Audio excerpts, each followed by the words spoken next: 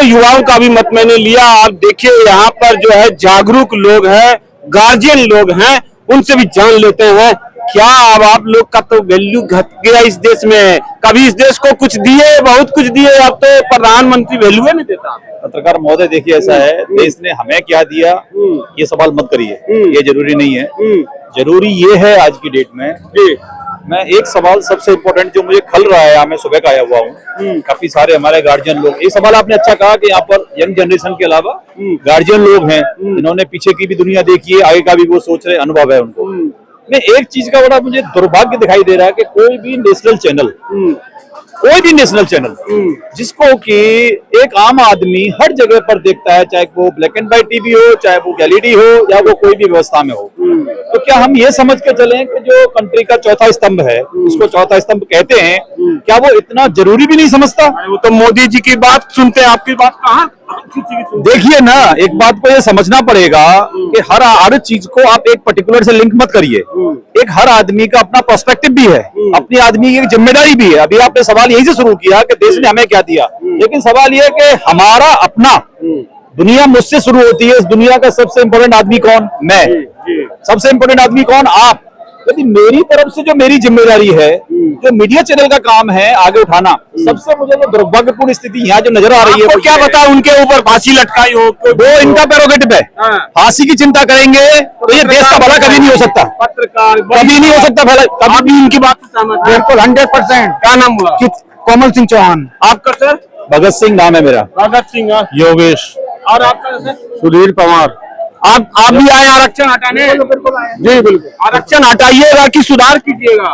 आरक्षण में सुधार। कितना बंटवारा करोगे? देश बांट दिया, आप जातियों में बांटोगे, कितना और बांटते रहोगे? कुल मिला के अब 70 बरस हो गए, इसलिए ये बीमारी है खत्म। 2013 में मोदी जी ने ये कहा था कि हम ब्रेन ड्रेन नहीं होने देंगे। जब कट ऑफ -40 आ गई नीट में, तो ये क्या कर रहे हैं? ब्रेन ड्रेन और ज्यादा होएगा। ये तो कांग्रेस से भी आगे निकल गए। तो हमें जातियों में बांट दिया कांग्रेस ने, हिंदू मुसलमान किया, जिन्होंने तो हिंदू में ही बांट दिया। तो ये तो मोदी जी आप लोग लाए थे किस बात के लिए? आपके ऊपर तो बोझ बन गए। हमने बहुत उम्मीद से मोदी जी को लाया था, मोदी से बहुत उम्मीद थी, लेकिन इन्होंने तो हमें ही बांट दिया। स्वर्ण को अलग कर दिया, शेड्यूल कास्ट को अलग कर दिया, ओबीसी को अलग कर। आप लोग योगी बाबा को काहे नहीं ले आते हैं? काहे इनको योगी बाबा के साथ हम लोग, योगी बाबा ही आएंगे अब की बार। योगी बाबा ही ले आइएगा योगी बाबा को। आप सारा जनरेशन अब इकट्ठा होकर खड़ा होगा। साथ में है आप लोग योगी बाबा के? 100%। योगी को प्रधानमंत्री बना देंगे? बिल्कुल बनाइए, बिल्कुल 100%। अभी बिल्कुल। देखिए दोस्त, ऐसा है, योगी बाबा का जो थॉट है, एक बात हम अक्रॉस द पॉलिटिकल लाइन यदि हम बात करें, तो योगी बाबा का जो थॉट है वो स्ट्रेट फॉरवर्ड है, वो क्लियर है, कोई लाग लपेट नहीं है। जो बातें उनको करनी है, जो कहनी है, जो सोचनी है वो कहनी है, और जो कहनी है वो करनी है। तो ये कि अच्छा प्रोस्पेक्टिव है, और जाहिर सी बात है उनमें कैलिबर है देश को रन करने का, देश को लीड करने का। लेकिन सवाल यहाँ पर्टिकुलर एक योगी बाबा का ही नहीं है।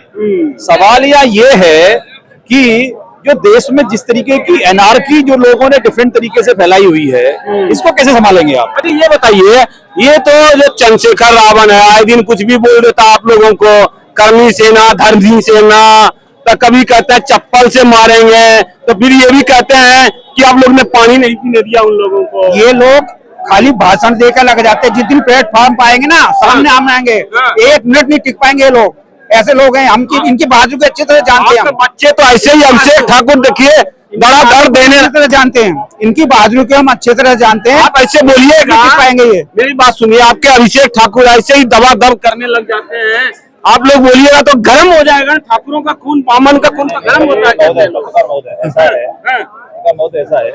आप इस सवाल पर ज्यादा एम्फेसाइज ना करें कि हमारा ठाकुर महोदय खड़े हो जाएंगे, या कोई जाट खड़ा हो जाएगा, या ब्राह्मण खड़ा हो जाएगा। ये भी लाइन गलत है, और जो आप ले रहे हैं, जिनका वो फायदा उठा रहे हैं, या वो स्टेटमेंट दे रहे हैं, वो लाइन भी गलत है। कॉन्स्टिट्यूशनली कोई भी करेक्ट नहीं है। तो दोनों में फर्क क्या रहेगा फिर? यदि इस जातियों ने, जाति की बात करें, जाति व्यवस्था है जो इतने लंबे समय से इस देश को व्यवस्थित किए हुए है, यदि उसी की आप बात करेंगे। ये बताइए, आप लोगों को बोलता है कोई कि जो है बामन बनिया ठाकुर चोर, आप लोग तो नहीं पीते, लेकिन बिहार में बुजुर्ग ने बोल दिया अम्बेडकर जी के खिलाफ, कि उनको तो राजपूत नहीं पढ़ाया तो फिर उसको नंगा करके जो है मारा पीटा। ये सब एनार्की, मैंने आपको एक शब्द बोला ना अभी, ये कुछ एक समाज में जो अभी एक स्टेटमेंट आया, एक शब्द आया है मानसिक जो एनार्किस्ट जो लोग जो बात आया, मानसिक नक्सल का जो शब्द आया है ना, ये किसी इंडिविजुअल से मत जोड़िए आप। मानसिक नक्सली जो है ना, ये आपको अक्रॉस द लाइन मिलेगा, और जो इस तरह की घटना करता है वो उसमें वही विचार है उसके अंदर। आप लोग क्या कहेंगे ऐसे लोग जो अब मारा मारी लड़ने पर उतारू हैं, यूरेशिया भगा देंगे सवर्णों को, ये भी बात चल रही है कि बामन बनिया ठाकुर चोर तो है, ये इस देश के नहीं है, इनको भगा देना है, 1585 की लड़ाई, ऐसी बात करते हैं। ये लगातार देश को बांटने की बात है। इस तरह की हम गवर्नमेंट से रिक्वेस्ट करते हैं, इस तरह की बातों से हटके देश की तरक्की के लिए काम करें, और ये आरक्षण हमेशा के लिए खत्म होना चाहिए। अच्छा बताइए बाबा कि जो सवर्ण जातियां हजारों साल से राज कर रही है, अगर चाहती तो इस देश में मजदूर, मालिक, किसान सब सवर्ण नहीं होते, दूसरा कोई रहता ही नहीं, तो आप लोग बच्चा कम पैदा करके ठगा गए कि सिर कटवा के ठगा गए आप लोग? भाई ऐसा है, हम लोगों ने राज नहीं किया शुरू से। जो पिछड़ी जाति है उन्होंने भी राज्य किया। चंद्रगुप्त मौर्य क्या था, वो भी पिछड़ी जाति था। अच्छा, इतना बड़ा दिल आपका, ये बात तो सही है। इन लोगों ने भी राज किया, लेकिन क्यों पिछड़े? अपनी करने की वजह से पिछड़े। ये कौन लोग नारा देते हैं कि भाई जिसकी जितनी संख्या भारी है, भाई जो बच्चा कम पैदा करे वो अच्छा आदमी ना हुआ? देखिए ऐसा है कि हर परिस्थिति में हर स्टेटमेंट करेक्ट नहीं होता। एक स्थिति ऐसी थी जब आपको लगता है कि हमारे पास में पॉपुलेशन होना चाहिए और हमें अपनी स्ट्रेंथ दिखानी है। आज की स्थिति ये है कि कंट्री का पॉपुलेशन बहुत ज्यादा बढ़ा हुआ है, तो इस पॉइंट को भी कंट्रोल करना पड़ेगा, देखना पड़ेगा। अक्रॉस द लाइन मानते हैं कि हम लोग ठगा रहे, लेकिन क्या है कि ये जो मानसिक एनार्की है ना, इसको पहचानना पड़ेगा, इसको आपको भी पहचानना पड़ेगा, इसको मुझे भी पहचानना पड़ेगा, और जो हमारे लीडरशिप है उसको भी पहचानना पड़ेगा कि अल्टीमेटली इस तरीके की जो बातें आती है निकल के, ये जाहिर सी बात है समाज को तोड़ने वाली बातें हैं। जाति जनगणना जो हुआ और जनसंख्या के हिसाब से जो वितरण हुआ, चाहे सीट हो या कुछ भी हो, उससे देखिए एक साउथ के लोगों को या कम जनसंख्या का घाटा होगा।